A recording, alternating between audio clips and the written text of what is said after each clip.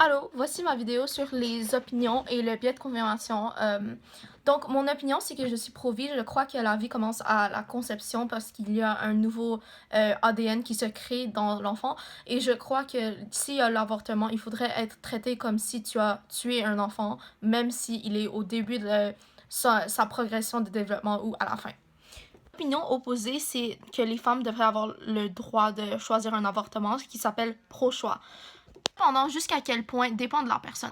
Et ils disent que les défenseurs des droits de l'avortement ont eux-mêmes sont divisés quant au type de service d'avortement qui devrait être disponible et aux circonstances, par exemple, les différentes périodes de la grossesse telles que les avortements tardifs dans lesquels l'accès peut être limité. La raison pour laquelle les gens sont pro-choix est résumée à celle-ci. Les gens croient que la mère qui est en train d'avoir sa grossesse avec l'enfant devrait alors avoir le droit de choisir si l'enfant vive ou non dans ce monde. Donc, une citation directement de son article est « Une fois que le fœtus atteint un point où il pourrait raisonnablement vivre en dehors de l'utérus, quoique avec de l'aide de la technologie, l'État a légalement un intérêt dans le développement de la grossesse et peut limiter constitutionnellement l'avortement. » Voici un exemple des États-Unis où l'avortement est limité.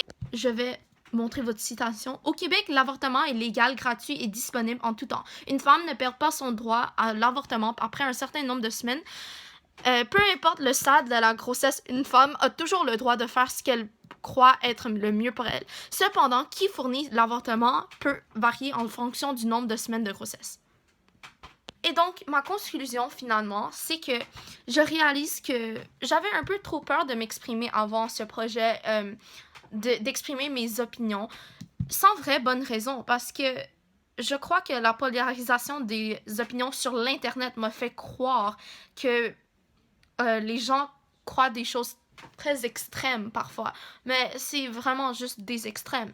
La plupart des gens sont quelque part au milieu ou d'un côté ou de l'autre, mais la plupart des gens en vraie vie sont très ouverts à parler sur diverses opinions, pas juste ce sujet. Et je vois que ça, c'était un biais de confirmation que j'avais, que je croyais que tout le monde avait une opinion complètement opposée. Mais la réalité, c'est que la plupart des gens se trouvent quelque part sur le spectre de l'opinion, de pro-vie jusqu'à pro-choix.